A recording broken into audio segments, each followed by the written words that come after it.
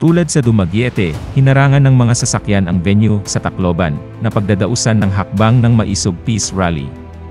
Opisyal nang nakansela ang pagtitipon dahil sa paghihigpit ng Tacloban LGU. Ang Tacloban kung saan napaloob sa probinsya ng Leyte, ay baluarte ng mga Romualdez. Taga rito si House Speaker Martin Romualdez.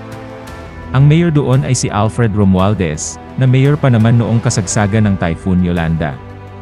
Si Mayor Rody Duterte ay isa sa pinakaunang romsponde ng pagsalanta ng naturang bagyo. Buong puwersa ang Davao 911 para sa pagtulong sa syudad.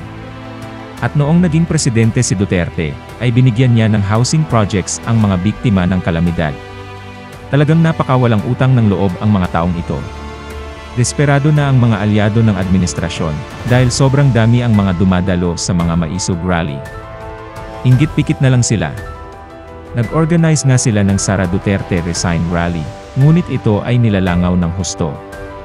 Ito ay patunay lang kung gaano kaganid sa kapangyarihan ang mga nakaupo. At gaano nila sinupil ang freedom of assembly at freedom of speech. Talagang unti-unti nang namamatay ang demokrasya, nang naging presidente si Marcos Jr. Ano ang tingin nyo, kabayan? Huwag kalimutang mag-subscribe at patunugin ang notification bell para maging updated sa mga susunod na videos. Hanggang sa muli. Salamat.